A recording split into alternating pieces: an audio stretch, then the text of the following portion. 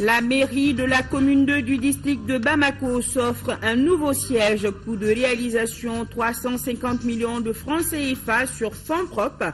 Un acte de grande portée citoyenne qui doit servir d'exemple, dira le Premier ministre Moussa Mara, qui a procédé à l'inauguration de l'infrastructure cet après-midi. Le général de division Mahaman Touré, chef d'état-major général des armées, continue sa tournée au nord du Mali après Aguelok, cap sur Ikadekawaten et Tessalit. Et ce soir, nous allons faire un saut en prélude au 1er mai, journée mondiale des travailleurs, dans le monde du syndicalisme, de la colonisation à nos jours, qui sont ces hommes et femmes qui se battent au quotidien pour le respect des droits des travailleurs et quel regard la nouvelle génération porte-t-elle sur les anciens. Fanta Sangaré est allé savoir, on la retrouve en fin de journal. Voilà pour le sommaire. Mesdames et messieurs, bonsoir et merci de votre présence. Aujourd'hui, nous sommes mercredi, jour de Conseil des ministres. C'était sous la présidence du chef de l'État, Ibrahim Boubacar Keïta. À m'écouter sur ce plateau, Ibrahim Adjomile, pour la lecture du communiqué du Conseil. Bonsoir Ibrahim. Bonsoir Nyanya, Aliou Traoré, mesdames et messieurs, bonsoir. Au chapitre des mesures réglementaires, sur le rapport du ministre des Domaines de l'État, des Affaires foncières et du patrimoine, le Conseil des ministres a adopté un projet de décret autorisant et déclarant d'utilité publique les travaux d'aménagement en route bitumée de la section Tominia-Benena, frontière burkinabé de la route nationale RN 35. Dans le cadre de la mise en œuvre de la politique nationale de désenclavement intérieur et extérieur, le gouvernement a entrepris un vaste programme de réalisation, de réhabilitation et d'entretien d'infrastructures routières.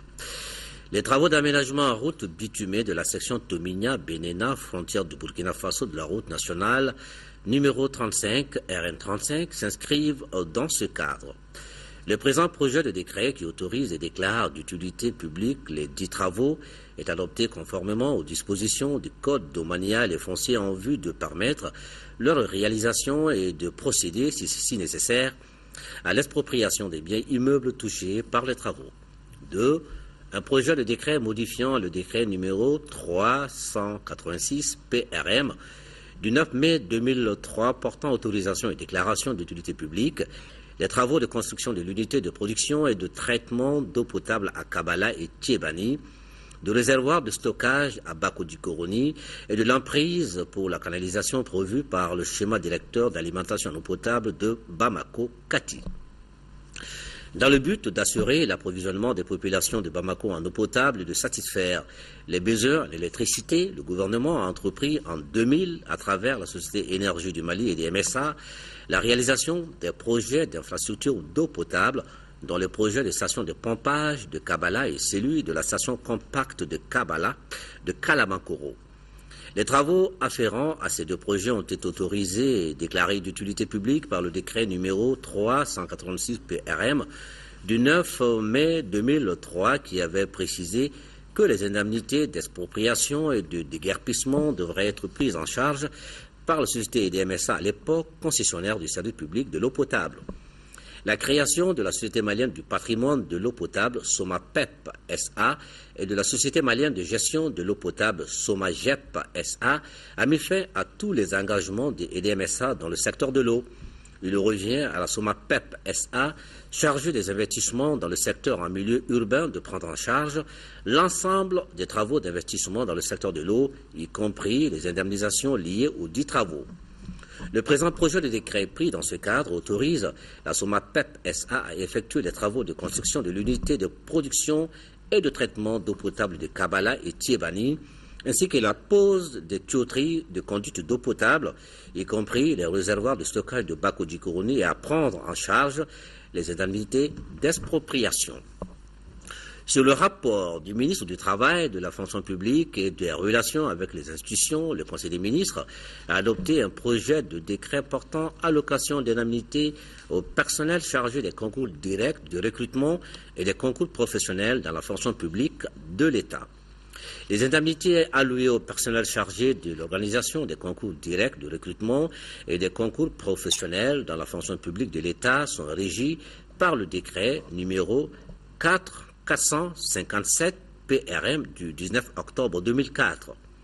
Après quelques années de mise en œuvre, des insuffisances et des difficultés d'application sont apparues, telles l'absence d'indemnité pour certains acteurs essentiels du concours, notamment les membres de la commission de vérification de la régularité des épreuves, le personnel chargé de la vérification et de l'authentification des diplômes et le personnel d'appui, la faiblesse de taux de certaines indemnités qui étaient de nature à démotiver le personnel concerné par la surveillance et la correction.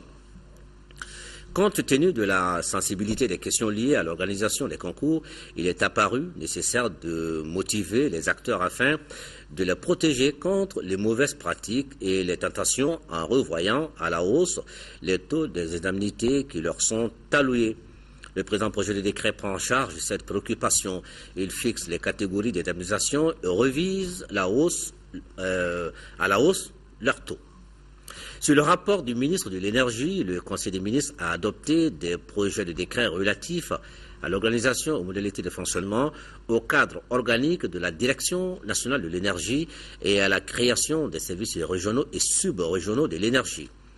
La Direction nationale de l'énergie a été créée par une ordonnance du 1er avril 1999 avec pour mission l'élaboration des éléments de la politique nationale en matière d'énergie, la coordination et le contrôle technique des services régionaux et sub-régionaux qui concourent à la mise en œuvre de la dite politique.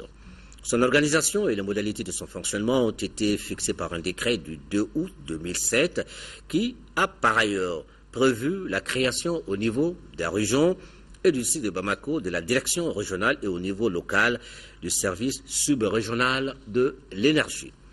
Les présents projets de décret qui sont adoptés pour prendre en charge cette préoccupation revoient l'organisation et les modalités de fonctionnement de la direction de l'énergie en les adaptant au contexte nouveau, créent des directions régionales et des services sub-régionaux de l'énergie et les dotent de moyens humains nécessaires à leur fonctionnement. Sur le rapport du ministre de la Culture, le Conseil des ministres a adopté un projet de décret portant un règlement de la perception et de la répartition des redevances de droits d'auteur et des droits voisins. Le droit exclusif de jouir de son œuvre ou d'autoriser les tierces à l'exploiter constitue l'élément fondamental du droit d'auteur. Des droits similaires dits droits voisins sont reconnus aux artistes, interprètes et exécutants, aux producteurs de phonogrammes et de vidéogrammes. En pratique, il est difficile pour les titulaires de ces droits de les exercer eux-mêmes en raison du nombre illimité des utilisateurs de leurs œuvres disséminées à travers le monde et aussi en raison de leurs occupations professionnelles qui ne leur permettent pas de consacrer suffisamment de temps à l'exercice de ces droits. La gestion collective des droits d'auteur et des droits voisins est confiée dans notre pays au Bureau malien du droit d'auteur, BMDA, qui a pour mission l'organisation et la représentation des auteurs d'œuvres littéraires et artistiques ainsi que leurs ayants droit.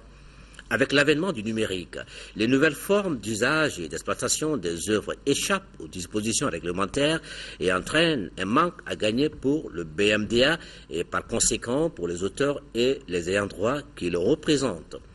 L'adoption de la loi du 23 juillet 2008 fixant le régime de la propriété littéraire et artistique au Mali a constitué une avancée majeure, mais ne s'est pas accompagnée d'une évolution des dispositions réglementaires. L'adoption du présent projet de décret s'inscrit dans le cadre de l'application de cette loi et vise à adapter le dispositif réglementaire de la gestion collective aux réalités du nouvel environnement né du développement technologique. Au chapitre des mesures réglementaires, le Conseil des ministres a procédé aux nominations suivantes.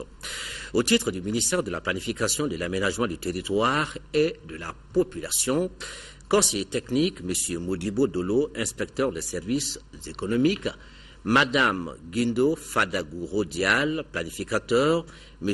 Draman Diara, ingénieur des eaux et forêts, M. Brema Sanogo, planificateur chargé de mission, M. Suleiman Dravé, gestionnaire, Mme Diao Mariam Kone, journaliste. Directeur des finances et du matériel, M. Sadou Mahamadou Diallo, inspecteur des services économiques. Au titre du ministère de l'Urbanisme et de l'Habitat, conseiller technique, M. Abbas Yalkouye, ingénieur des constructions civiles. Chargé de mission, Mme Kamara Fata Gorko Mondo Maïga, journaliste et réalisateur. Au titre du ministère de la Jeunesse et de la Construction citoyenne, conseiller technique, M. Mohamed El Mokhtar Mahamar, professeur principal de l'enseignement secondaire.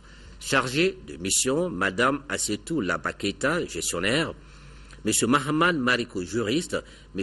Alpha Ousmane Sissé, journaliste.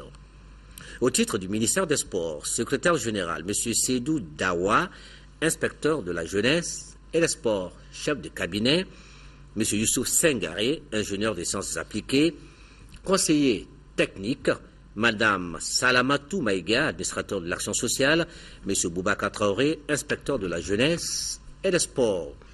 Au titre du ministère de la Culture, chargé des missions, M. Yacouba Kébé, journaliste, M. Ibrahim Sanogo, juriste. Nyanya Aliou Traoré. Merci Ibrahima.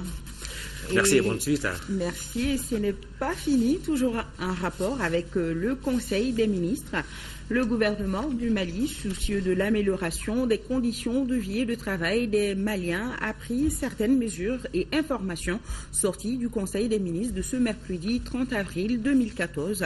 Et nous écoutons à cet effet Maman Badi, ministre de l'Emploi et de la Formation professionnelle, porte-parole du gouvernement. Il est au micro de Cheikh Oumar Sakari. Ce mercredi 30 avril 2014, le gouvernement a examiné un certain nombre de décrets dont l'objectif est d'améliorer les conditions de vie et de travail de nos compatriotes, qu'ils soient fonctionnaires, qu'ils soient simples citoyens. Au titre de ces décrets, il y a celui relatif aux indemnités qu'on paye pour le personnel engagé dans les concours directs de recrutement à la fonction publique et les concours professionnels. Ces indemnités ont été revues à la hausse pour permettre aux correcteurs de faire leur travail dans les meilleures conditions. Pour ceux qui n'avaient pas d'indemnité du tout, comme le personnel qui était chargé de préparer les salles, ces indemnités ont été prévues cette fois-ci. Il y a aussi les indemnités pour les gens qui font le choix des sujets, pour le personnel d'appui en général.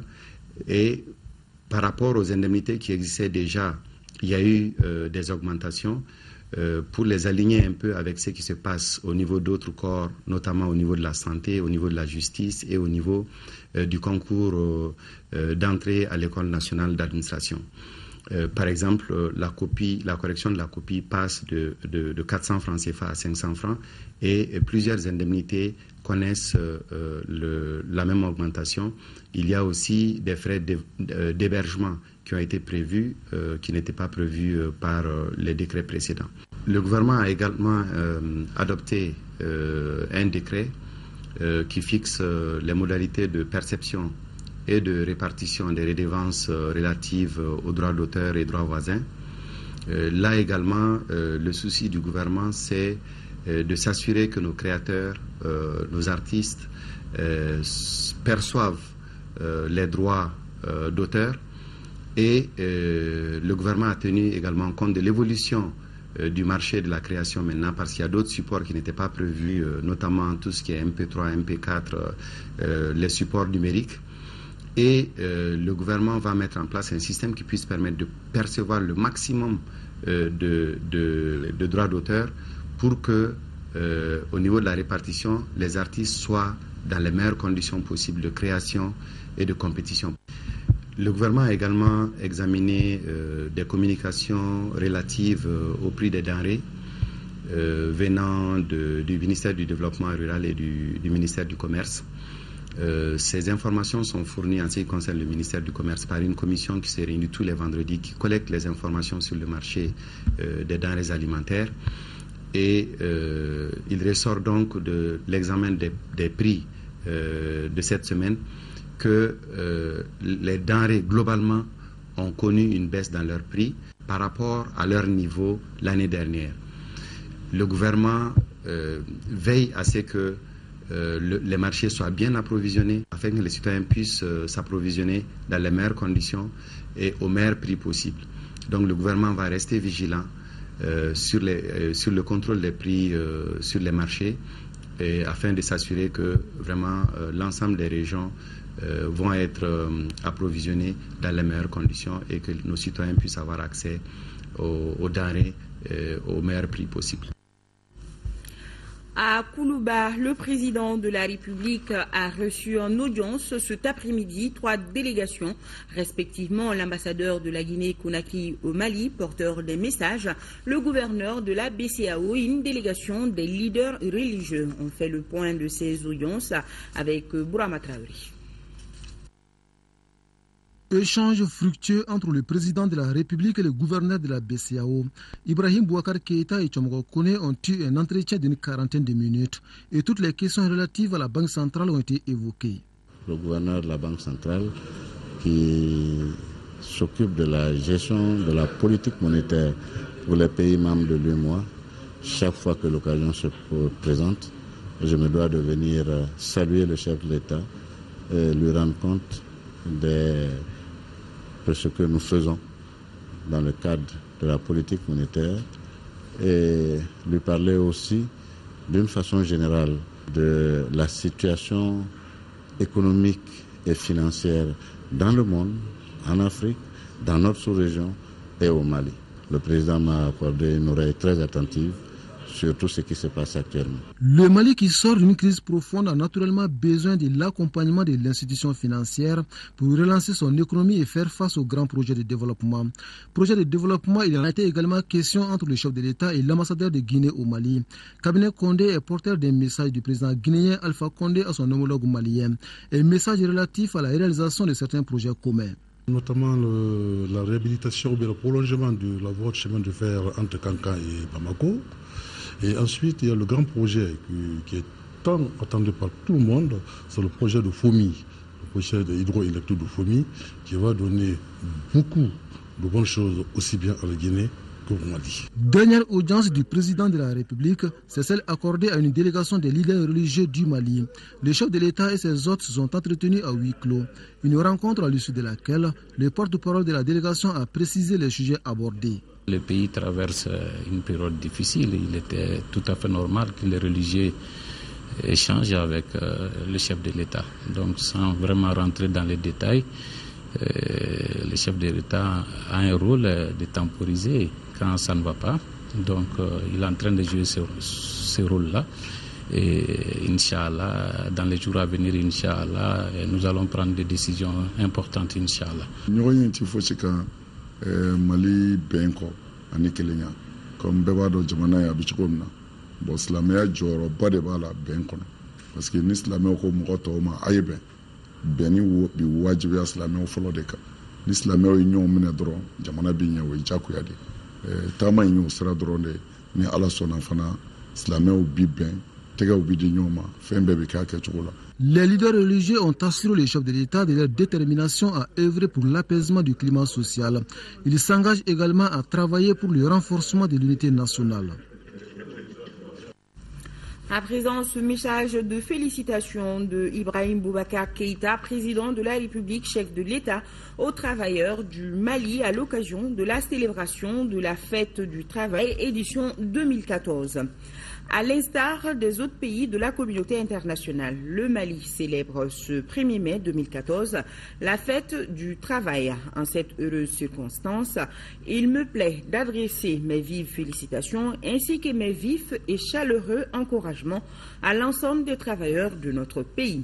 Je mesure à leur juste valeur les sacrifices énormes que les travailleurs de notre pays ainsi que nos concitoyens ont dû consentir au cours des années précédentes du fait de l'occupation du nord de notre pays par des hordes terroristes et obscurantistes, barbares moyenâgeux, de la destruction de l'outil de travail et par voie de conséquence de la mise au chômage d'une frange importante de nos bras valides.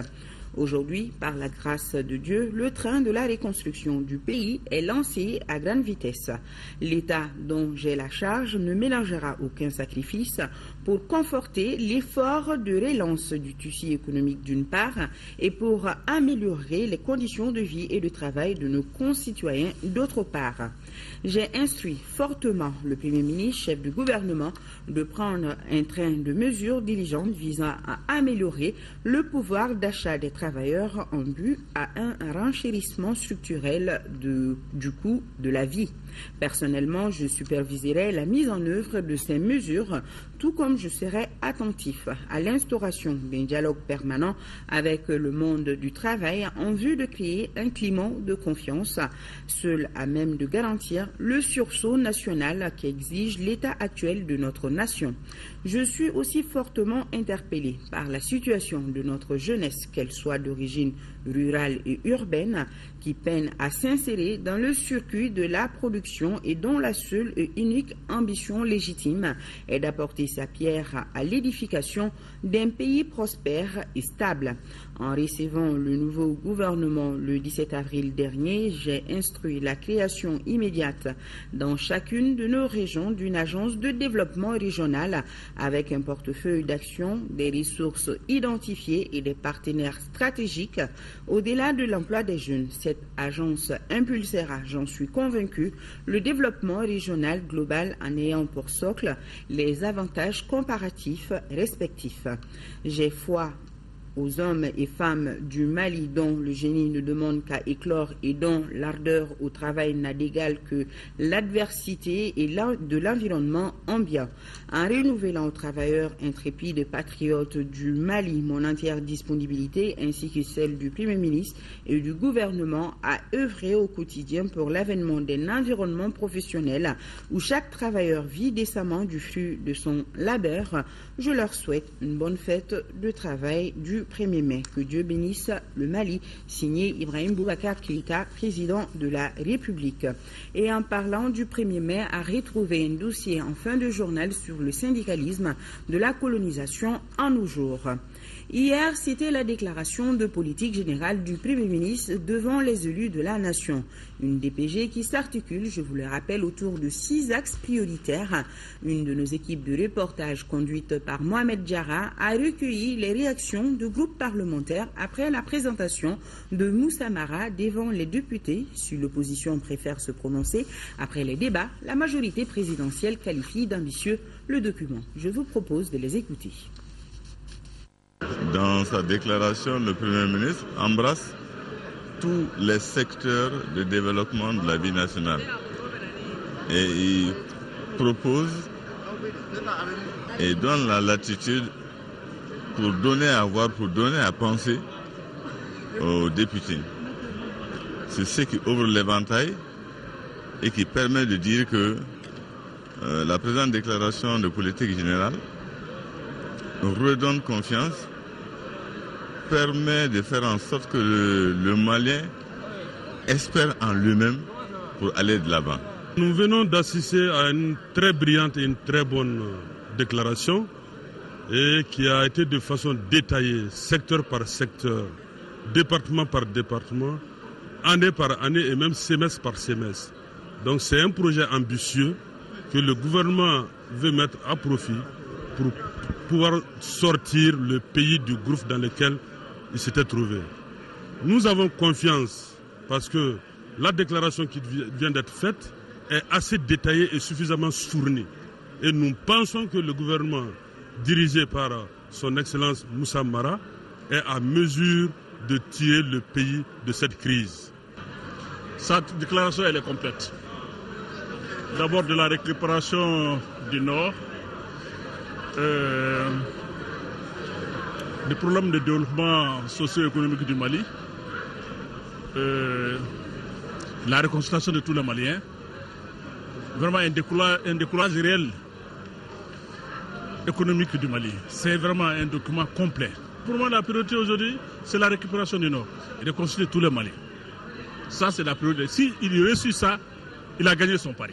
Je peux féliciter cette déclaration parce que la déclaration revient à la déclaration politique des Phares et Sadi Et lors de la première plénière, la déclaration politique de Farsadi, quand j'ai suivi la déclaration politique avec le Premier ministre, j'ai suivi que c'est pareil comme le groupe parlementaire Farsadi. Le Premier ministre vient de faire une déclaration sur à peu près 70 pages. Et nous l'avons écouté. Et comme le débat c'est pour le vendredi, on viendra lui poser des questions et on verra comment il va réagir. Est-ce que vous vous retrouvez dans ces axes?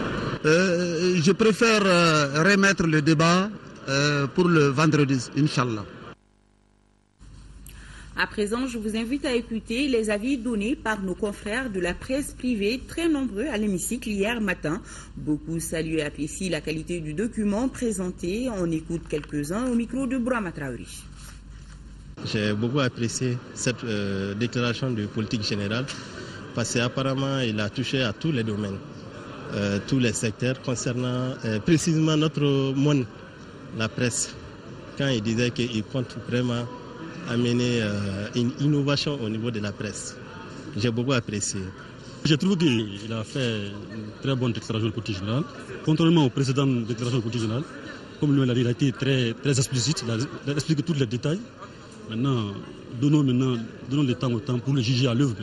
C'est une bonne déclaration d'intention. Laissons-le voir à l'œuvre pour le juger. La déclaration que le Premier ministre Moussa Mara vient de présenter, elle est bonne en termes d'ambition, elle est bonne et elle cadre bien avec ce que l'opinion nationale entend faire de la gestion de l'État. Je vous le disais tantôt, la mairie de la commune 2 du district de Bamako s'offre un nouveau siège, inauguré cet après-midi par le Premier ministre. Le coût de réalisation de ce joyau architectural est estimé à 350 millions de francs CFA financés sur fonds propres de la mairie. Moussa Mara a qualifié l'acte d'une grande portée citoyenne et invite les autres communes à prendre exemple sur la mairie de la commune 2. Alousseinou Touré nous fait le point. Le nouveau siège de la mairie de la commune 2 est un bâtiment à 2 niveaux, composé de 35 bureaux, d'une salle de délibération et d'une salle de réunion. Rien de moins pour susciter la joie de la population et des responsables traditionnels. Cette réalisation est le fruit d'un partenariat public-privé. Le bâtiment qui se dresse devant vous est l'aboutissement de la mise en œuvre des objectifs précis que nous nous sommes fixés à l'entame du mandat. Le montant d'investissement sur fonds propres est de 350 millions. Je dis bien 350 millions sur fonds propres. Cette réalisation a été possible grâce à un partenariat dynamique du secteur privé et du secteur public. Par cette réalisation, la Banque malienne de la solidarité, notre partenaire financier, a démontré tout au long qu'elle est un véritable instrument de développement à la base. La décentralisation est pourtant l'avenir de notre pays, puisqu'elle privilégie le développement à la base et à partir de la base. Pour nous, c'est un symbole extrêmement important aujourd'hui, cette mairie. Parce que cela symbolise un combat que nous menons depuis 20 ans. C'est-à-dire que le pays soit construit de par le bas, de par les communes. Je crois que c'est ça, comme une maison se construit par le soubassement, nous voulons que le Mali soit construit à partir de la base. Et je crois que cela symbolise ce que nous voulons élever du gouvernement, surtout dans cette nouvelle perspective dans laquelle nous sommes aujourd'hui, de sortir notre pays de la crise. Pour le chef du gouvernement, l'exemple est suffisamment unique pour être souligné et encouragé. Un investissement de plus de 350 millions de francs CFA. Financé totalement par la mairie, c'est suffisamment rare pour être signalé. C'est le lieu de féliciter sincèrement le maire de la commune 2, son bureau municipal et l'ensemble du conseil municipal pour cet exemple qu'il donne aux autres collectivités et à l'ensemble du pays. Aujourd'hui, comme le ministre de la décentralisation l'a dit, on peut être fier de voir que la décentralisation est en train de faire de grands pas dans notre pays. Beaucoup de personnes sont sceptiques sur la viabilité même des collectivités locales. Et quand on voit qu'une collectivité locale arrive à réaliser un siège, à faire un investissement de ce type sur fonds propres, sans solliciter une intervention de l'État, c'est de bon augure pour l'avenir. Mais nous ne pouvons pas nous exprimer sur cet investissement sans remercier la Banque malienne de solidarité. Les banques, de manière générale, doutent des collectivités locales, comme d'autres. Une banque démontrer qu'on peut faire confiance à une commune, soutenir une commune et voir la commune rembourser ce prêt démontre aux autres banques que les collectivités locales sont de bons risques, peuvent être de bons risques. Donc nous ne saurons jamais suffisamment insister sur cela et demander aussi aux banques de s'ouvrir aux collectivités locales pour les aider à avancer comme on le voit dans d'autres pays où les communes sont vraiment à hauteur de souhait. Je voudrais aussi lancer un message aux autres collectivités locales. Il faut apprendre à compter sur soi. Ne pas toujours tendre la sébile à l'État ou à d'autres partenaires, mais voir intrinsèquement qu'est-ce que vous pouvez faire. Les autres viendront vous aider.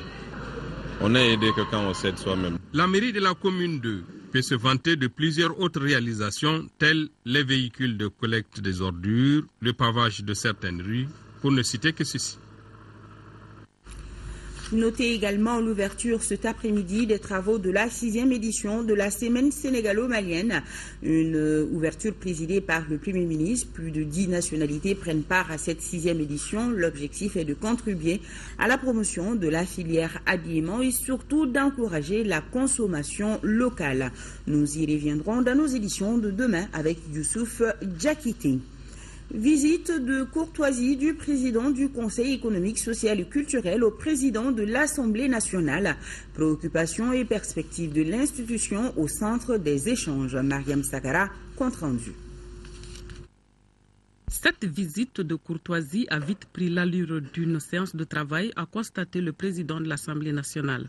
Un président émerveillé par la démarche et l'approche de Jamil Bitar qui cherche à consolider les liens entre toutes les institutions du Mali. Aujourd'hui, plus que jamais, le Mali a besoin d'une synergie d'action de tous ses fils. Nous avions bien voulu faire étalage de quelques préoccupations que nous avions au niveau justement du Conseil économique, social et culturel, pour avoir une synergie d'action entre institutions de la République, comme le stipule la République, les institutions qui sont les piliers de la République. Et aujourd'hui, c'est comme une symphonie où chaque instrument devrait être joué à bon escient pour que la symphonie soit belle. Une bonne appréciation, dans la mesure où cette visite s'inscrit dans un bon cadre. Les rapports entre institutions sont toujours de très bons rapports et ces contacts-là permettent à chaque institution de voir un petit peu comment elle fonctionne elle-même par rapport à l'autre. Et ceci est très intéressant, ça permet toujours de jeter des bases pour d'autres situations à venir. Ces échanges pour le président Bitar augurent un lendemain meilleur si les deux parties tissent des liens étroits pour la gestion économique, sociale et culturelle de notre pays. Cette institution qui s'occupe du développement économique, social et culturel de notre pays compile toutes les couches de la société. Cette représentativité, a fait savoir Bitar, ne fait que renforcer les élus nationaux dans leur prise de décision pour un Mali qui émerge d'une double crise. Le rapport général des concertations nationales sur l'avenir de l'enseignement supérieur au Mali a été remis au ministre en charge du domaine. Le manque d'éthique et de déontologie, l'insuffisance d'infrastructures d'accueil et d'enseignants de qualité sont là quelques principaux constats qu'on retrouve dans le rapport général dont nous parle Alpha Maïga. C'est un document de plus de 150 pages qui est ainsi remis au ministre en charge de l'enseignement supérieur. Il s'agit du rapport général des concertations nationales tenues récemment sur l'avenir de l'enseignement supérieur au Mali. Le document ne sera pas gardé dans les tiroirs. Il constituera sans aucun doute un document, un bréviaire pour le département de l'enseignement supérieur et des recherches scientifiques et servira de boussole, de référence pour l'ensemble du gouvernement. Les principaux constats s'articulent sur les heures supplémentaires, les charges sociales élevées. Ensuite, l'insuffisance d'infrastructures d'accueil et celle relative aux enseignants en qualité et en nombre. L'objectif ne sera pas de stigmatiser. L'objectif ne sera pas de critiquer. L'objectif ne sera pas de jeter le bébé avec l'eau du bain. Nous devrions ensemble conjuguer tous nos efforts pour faire comprendre à l'ensemble des partenaires de l'école que le temps est venu ou de périr ou de changer. Un enseignement supérieur de qualité répondant aux besoins socio-économiques et culturels du pays et ouvert sur l'environnement, c'est la vision que s'étaient fixées les concertations nationales sur l'avenir de l'enseignement supérieur au Mali.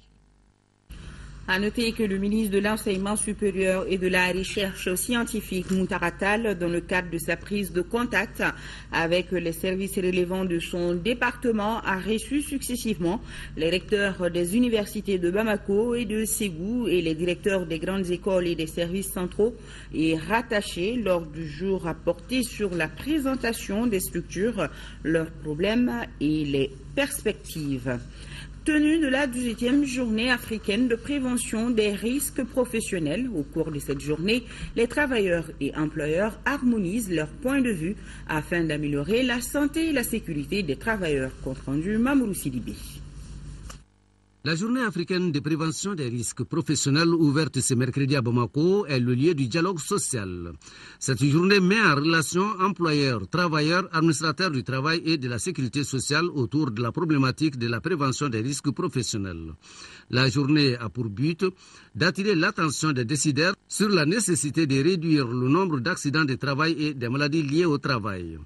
Au Mali, le service des accidents de travail et des maladies professionnelles a enregistré une moyenne annuelle de 447 accidents de travail sur les 5 années. Je voudrais aussi vous rappeler que la réparation de ces accidents a coûté en moyenne 556 millions de francs CFA par an. En dépit de ces dépenses, nombre de travailleurs sont restés handicapés à vie. Et nous avons malheureusement enregistré des décès. Malgré l'engagement des travailleurs et employeurs à faire une large place à la prévention des risques professionnels, des efforts sont à faire dans la mise en place des comités d'hygiène et de sécurité dans nos entreprises. La prévention, c'est l'une des missions de l'Institut de prévention sociale. L'Institut participe à la mise en place des comités d'hygiène et de sécurité dans les entreprises. L'Institut dispose d'un service de prévention qui mène des missions de contrôle, d'inspection dans les entreprises pour réduire les risques professionnels au niveau des entreprises. Cette 18e journée africaine de la prévention des risques professionnels est initiée conjointement par l'INPS, l'Intérêt africain de prévention des risques professionnels, l'Organisation internationale du travail, l'Association internationale de la sécurité sociale. Le siège du Conseil national de la jeunesse est en plein travaux de rénovation. Le ministre de la Jeunesse et de la Construction citoyenne y a fait un tour. Mamadou Gaoussou Diarra voulait s'assurer de l'exécution correcte des travaux. Batraouri a suivi la visite. C'est pour s'assurer du bon déroulement des travaux de rénovation du siège du Conseil national de la jeunesse que le ministre de tutelle s'est rendu sur les lieux. Je vais voir dans quelles conditions ils sont installés parce qu'on m'avait parlé de l'état de délabrement de ce bâtiment-là et j'avais donné des instructions pour que les jeunes soient dans les meilleures conditions pour être productifs. Et après les travaux, je suis venu m'enquérir le visu des conditions d'exercice du Conseil national de la jeunesse, qui est pour nous un partenaire clé. C'est la structure fêtière qui rassemble le plus d'associations de jeunes. Et nous devons d'être auprès de leurs attentes et également à l'écoute justement de cette structure qui est notre relais au niveau de la société civile. Disposés à accompagner le ministre dans sa lourde mission, les jeunes se disent impressionnés par cette visite des locaux, laquelle doit leur permettre de partager avec l'ordre du jour certaines de leurs préoccupations. C'est des doléances qui prennent en compte comment faire en sorte qu'on accroît les capacités opérationnelles du Conseil, parce que nous sommes sollicités par nos instances au niveau des régions, au niveau cercle, à participer à leurs activités. Et nous avons un problème de moyens de déplacement pour assurer le déplacement de nos membres pour aller vers ces activités. Mais aussi nos structures au niveau des régions, au niveau des cercles, doivent aussi se sentir, en tout cas, doivent être plus proches des structures au niveau des communes. Le ministre a suggéré aux jeunes une hiérarchisation des besoins pour une meilleure prise en charge. Bamako à l'horizon 2030, c'est l'ambitieux projet d'urbanisation de la capitale de la mairie du district et ses partenaires. Une rencontre autour du dit projet vient de les réunir. Objectif, dégager des pistes de faisabilité susceptibles de mieux structurer la capitale des Trois Caïmans. Fadem Bakilta. La congestion de la circulation et celle des marchés, l'insalubrité sont autant de dysfonctionnements qu'il faut corriger pour donner une image de marque à notre capitale. C'est dans cette perspective que la mairie du sud de Bamako et ses partenaires experts urbanistes s'attellent pour la mise en œuvre opérationnelle de la stratégie Bamako 2030. C'est une ville qui grandit très vite et qui a besoin d'équilibrer son développement entre la partie nord et la partie sud. La partie nord, c'est la partie où il y a toutes les fonctions politiques, administratives et commerciales. Et la partie sud, c'est la partie où il y a de plus en plus d'habitants. Donc il faut aussi que la partie sud ait des équipements importants pour que les Bamakois n'aient pas tout le temps l'obligation de franchir le fleuve et d'engorger les ponts pour venir dans la partie nord de la ville. Cette feuille de route pour le futur schéma directeur d'urbanisme de Bamako 2030 contribue à la recherche de l'équilibre de la ville. Cela à travers le diagnostic des problèmes tels que celui de la bande des 140 mètres, des sites de travail des artisans, l'organisation du fret et la structuration des marchés. Nous avons essayé de faire un diagnostic, comprendre les différents problèmes, les différentes tensions qui existent pour pouvoir en tirer des conclusions. Et ces conclusions seront dans le cadre d'un atelier senior qui aura lieu vers juin à Bamako et ça en rate dans le cadre de Bamako Horizon 2030. Cette vision partagée doit combler le retard accusé par rapport à certaines capitales voisines. Aujourd'hui, ce projet que nous avons pu présenter à Africité en 2012 à Dakar a pris toutes les formes requises. C'est l'ensemble de l'aménagement de la ville. Il peut y avoir les marchés, il peut y avoir non seulement les équipements marchands, la fluidité, l'aménagement. Il s'agit de l'aménagement de la ville de Bamako. Sont concernés dans la mise en œuvre du dit projet les communes de Bamako et rurales riveraines, les commerçants, les transporteurs, les partenaires techniques et financiers, entre autres. Le gouverneur du district de Bamako constate avec amertume une occupation anarchique et progressive de la bande des 140 mètres 6 à Sabalibougou en commune 5 par des personnes détenant ni titre ni autorisation de construire. En conséquence, il les invite à l'arrêt immédiat des réalisations en cours et un appel au sens civique et patriotique des intéressés. Autre grand titre de ce journal, le général de division Mahaman Touré, chef d'état-major général des armées, poursuit sa tournée au nord. Après Aguel Hok, le chef d'état-major général des armées s'est rendu à la frontière algérienne. Il a visité également le village d'Ika Dekawaten avant de mettre le cap sur la ville de Tessalit. Le reportage de Sibiri Kodaté avec la voix de Fousseini Tunkara. Prendre contact avec les forces armées de sécurité déployées dans les régions nord du pays, c'est l'objectif visé par le chef d'état-major général des armées et sa délégation. Il s'agissait aussi d'évaluer les besoins sécuritaires des populations. Nous sommes à la limite de responsabilité de l'armée, mais ce qui est important, c'est que nous sommes venus constater le fait de visu, disons, l'armée malienne peut occuper à n'importe quel moment toute l'étendue du territoire. Ainsi, de Gao à la frontière algérienne, en passant par le village d'Inka de Kawaten, le chef d'état-major général a rencontré les populations enthousiastes, à qui il a transmis des messages de paix des plus hautes autorités du pays. Visiblement très satisfaites, ces populations ont exprimé leur appartenance à la nation malienne et leurs besoins de sécurité. À Tessalit, la délégation a rencontré les forces basées au camp Amachache.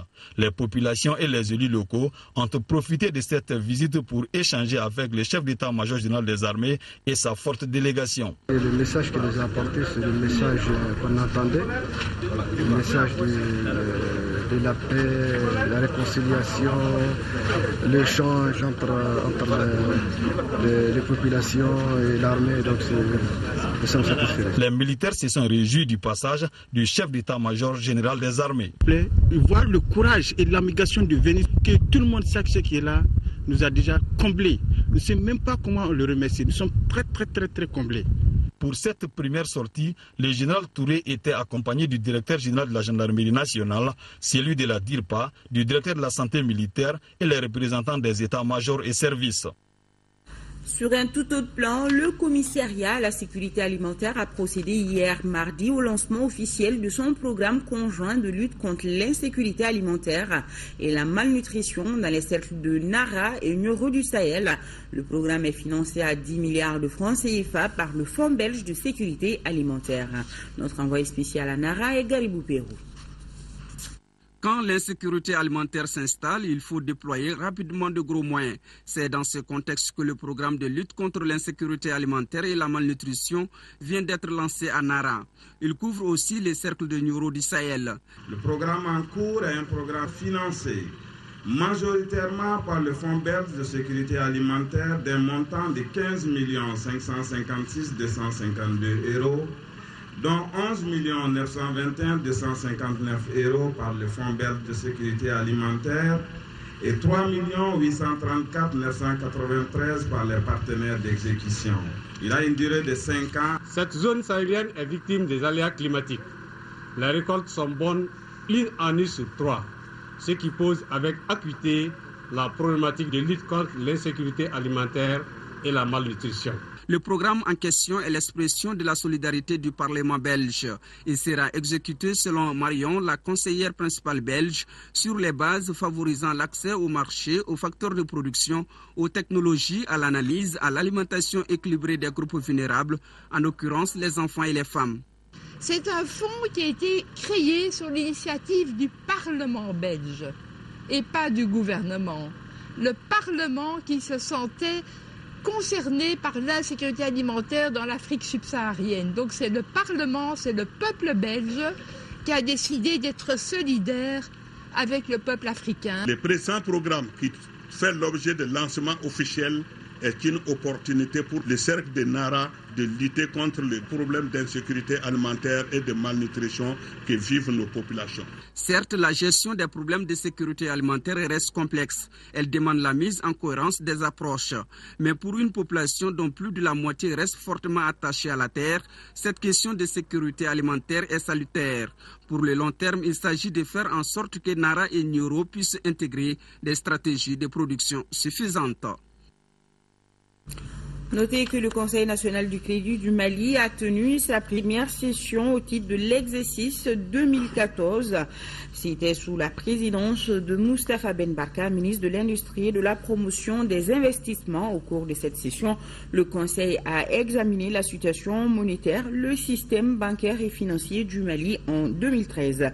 Sur le plan de la monnaie et du crédit, les membres du Conseil ont relevé avec satisfaction la bonne tenue des agrégats monétaires caractérisés par une augmentation des avoirs extérieurs nets et de la composante crédit à l'économie du crédit intérieur. Les membres du Conseil ont pris connaissance de la situation du secteur de la microfinance et ont recommandé la poursuite des mesures visant à l'assainir. Ils se sont félicités des actions en cours pour l'amélioration du climat des affaires et le renforcement de la stabilité du système financier.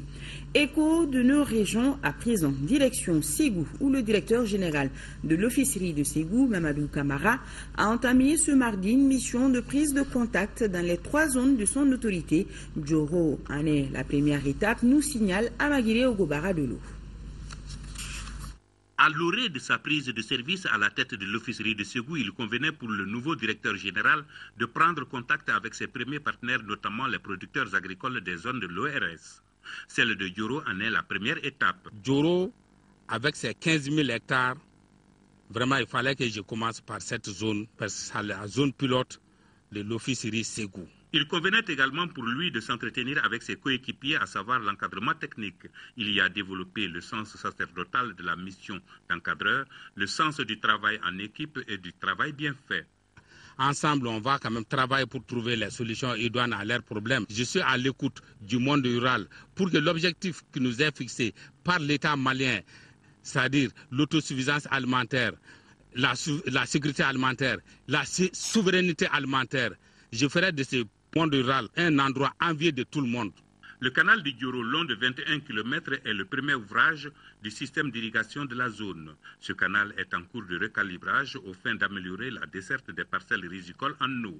La délégation a ensuite visité le second ouvrage à Soké. Soké, où la coopérative des producteurs sémenciers nettoie et épure son produit. À Gao, 100 femmes victimes de violences sexuelles et autres formes de violence viennent de bénéficier de kits d'hygiène. En plus de cette aide, un centre d'écoute a été ouvert à leur intention, une action de l'association Cris de cœur. Boubacar Babli Touré, les détails. La crise qu'a connue le pays a laissé pas mal de séquelles. Les femmes victimes de violences sexuelles et autres formes de torture en sont des exemples. C'est pour redonner le sourire à ces victimes que l'organisation Cris de cœur, à travers son programme Assistance aux femmes victimes de la crise, vient de remettre des kits d'hygiène à 100 femmes de Gao qui ont subi ces atrocités. Le contexte, c'est un peu le volet assistance sociale, le projet d'assistance pour les femmes victimes que nous avons initié depuis les premières heures de la crise. C'est la deuxième grande phase qui sert pour nous aussi de lancement, parce qu'il y a eu une première phase qui consistait à faire comprendre l'importance des activités des femmes, de l'enjeu de la prise en compte psychomédicale, chirurgicale et sociale des femmes. Pour mieux cerner les difficultés de ces femmes victimes, un centre vient d'ouvrir ses portes à Gao. Ce centre aura une mission d'écoute, de suivi et de prise en charge médicale et psychologique. Pour le compte de cette année, l'organisation entend assister 140 femmes à Gao. L'accompagnement international pour des actions de ce genre est sans doute important, mais ce qu'il faut magnifier, c'est les initiatives locales. Du collectif Cris de cœur, je vous observe à utiliser cette aide judicieuse pour les victimes. Pour sa part, le gouvernement du Mali que je représente, à travers le ministère de la Justice, apportera tout son appui aux victimes. Ce programme a été rendu possible grâce à l'appui financier des Nations Unies. La cérémonie de remise s'est déroulée en présence des autorités régionales de Gao, de la MINUSMA, ainsi que les notables de la cité des Askia. Digan, localité située dans la commune rurale de Ouélé-Sébougou, a désormais un centre d'état civil secondaire. L'infrastructure a coûté 22 millions de francs CFA, un financement Agence nationale d'investissement des collectivités territoriales, ANICT, mairie de Ouélé-Sébougou. Sorona Kamisoro est notre envoyé spécial. Les habitants de Digan, localité située dans la commune rurale de Ouélé-Sébougou, ne vont plus parcourir 30 km pour avoir un acte de naissance ou pour célébrer un mariage civil. Digan vient de se doter d'un centre d'état civil secondaire.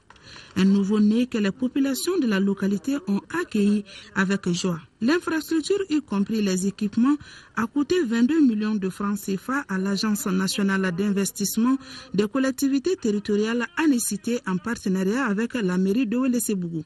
L'apport de la mairie de Ouélé-Sébougou a été de 10%. Chaque dotation exige la contribution de la mairie pour que le projet puisse venir dans la commune. Mais je tiens à noter que Digan se distingue par sa citoyenneté, par sa contribution et sa participation locale au processus de développement de la commune. Sur place, le maire de Ouélé-Sébougou, Nyankoro Samake, a procédé au mariage civil d'un ancien couple, Yacouba Traoré et ses deux femmes. L'exemple a été donné. J'invite les femmes, les hommes de Digan, que maintenant qu'ils ont un centre d'état civil, la distance n'est plus un obstacle, qu'ils viennent célébrer leur mariage ici, mais aussi chaque fois qu'il y a une naissance, que tous les enfants de Digan soient dotés d'un acte d'état civil. Auparavant, le maire Samake avait remis le drapeau au chef du village de Digan avec explication à l'appui. Désormais, la mairie de Digan sera dirigée par un conseil communal pour officier les cérémonies d'état civil. Et ce communiqué, le ministre du Travail, de la fonction publique et des relations avec les institutions communique en application des dispositions de la loi numéro 05-040 du 22 juillet 2005 relative aux fêtes légales en République du Mali. La journée du jeudi 1er mai, fête du travail, est chômée et payée sur toute l'étendue du territoire national. Oui, demain, c'est le 1er mai, décrété Journée mondiale des travailleurs. Et qui dit travail pense forcément aux syndicats. Ce soir, on s'intéresse au mouvement syndical de la colonisation en nos jours. Le mouvement a en effet connu beaucoup de mutations. Qui sont ces hommes et femmes qui se battent au quotidien pour le respect des droits des travailleurs? Et quel regard la nouvelle génération porte-t-elle sur les anciens? Et enfin, quels sont les défis et les perspectives du mouvement syndical malien? Fanta Sangari est allé en savoir davantage et nous vous proposons ici un extrait de ce magazine. Le syndicalisme en Afrique a fait sa gestation dans l'âpre lutte contre la domination et l'exploitation coloniale. Chez nous, au Mali, c'est vers les années 1892 que l'on retrouve les débuts du syndicalisme. Ça s'est déclenché à Caille en 1921. Donc en ce moment, je n'étais pas né. Je me suis informé sur les causes. C'était les problèmes de ravitaillement en eau, les problèmes de ravitaillement en céréales, en vivres, à l'époque coloniale. C'est ce qui avait provoqué cette grève-là. Quand on prend la pénétration peut-être du mouvement syndical chez nous, en 1892, et ça a été d'abord les ouvriers sénégalais qui étaient des cheminots à Caille. Et Caille, c'est le berceau du mouvement syndical malien. Rappelons que Mamadou Konaté et Wenzem Koulibaly ont été les cofondateurs du syndicat de l'enseignement élémentaire du Soudan. Sinel et le président Modibo Keïta, un militant actif de ce syndicat. Modibo a formé une association des travailleurs où on réclame petit à petit les droits des travailleurs sans être, on ne peut pas prononcer le nom syndicat.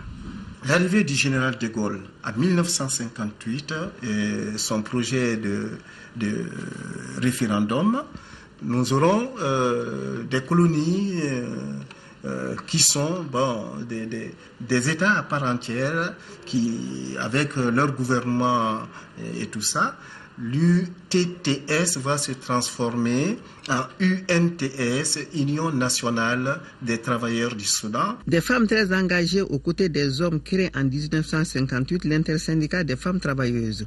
Ce comité de femmes a servi de repère pour la nouvelle génération de femmes syndicalistes. Vous savez, le mouvement syndical, c'est souvent, ça a été toujours un mouvement des hommes. Et à l'époque, c'était des mouvements très durs, c'est-à-dire les revendications n'étaient pas du tout vues d'un bon œil par les différents gouvernements et c'était des répressions. Au fil du temps, nous sommes venus en tant que génération de femmes dans les années 1989. Nous avons dit que nous ne pouvons pas être en marche donc de ce mouvement. Il n'y a pas de différence entre le comité confédéral et la commission des femmes. Ils sont tous les deux commissions du travail. Tous les syndicats ont les mêmes objectifs, à savoir la défense des intérêts moraux et matériels des travailleurs. De 1968 à 1991 et de 1991 à nos jours, le mouvement syndical malien a connu beaucoup de mutations. Aujourd'hui, nous avons plusieurs syndicats autonomes en dehors des centrales. Nous avons des centrales, mais je dis bien que si les syndicats avaient l'occasion de se retrouver à des moments donnés pour faire ce qu'on appelle une unité d'action par rapport à des activités communes, je crois qu'ils imposeraient le respect qu'il faut. Les événements de 1991 ouvrent l'ère du pluralisme politique. Le pluralisme syndical s'implante pour des raisons diverses. Après la révolution du 26 mars, le peuple malien a opté pour le pluralisme intégral. Dans l'article 20 de la Constitution, alinéa 2, on dit que les syndicats exercent librement leurs activités sans contrainte, sans limite, autre que celle prévue par la loi. Aujourd'hui, le syndicat malien souffre de manque de formation, de manque de comparaison. Nous, notre génération, nous avons eu 3 formations face à des doyens qui étaient là, qui sont des bibliothèques et vivantes. Ensuite, dans le bloc soviétique. Donc nous avons bénéficié de la formation et du côté soviétique et du côté occidental. Donc nous avons des paramètres de comparaison. Il ne faut pas qu'on fasse un peu d'amalgame. Pluralisme syndical, pluralisme politique. Si vous analysez un peu la situation politique au Mali aujourd'hui, je pense que tout le monde n'a pas les plaisirs qu'on se trouve devant vraiment cette multitude de partis politiques aujourd'hui au Mali. Et si ces mêmes phénomènes est traduit au niveau syndical, nous allons nous retrouver devant les mêmes situations. Aujourd'hui, le syndicalisme malien a besoin d'un souffle nouveau pour répondre avec efficacité à sa mission fondamentale, à savoir la défense des intérêts matériels et moraux des travailleurs. À suivre l'intégralité de ce document demain après le journal des formations, et le parti LMA à l'occasion de la journée mondiale du travail souhaite une bonne fête de travail à tous les travailleurs du Mali et d'ailleurs. Sur ce se termine ce journal. Merci de votre aimable fidélité. La météo, c'est dans moins de 5 minutes avec Abibatou Diakité. Je vous dis à demain 20h. Bonne fête à tous les travailleurs et grand merci à vous qui nous suivez de Tessalit, c'est au Mali. Bonsoir.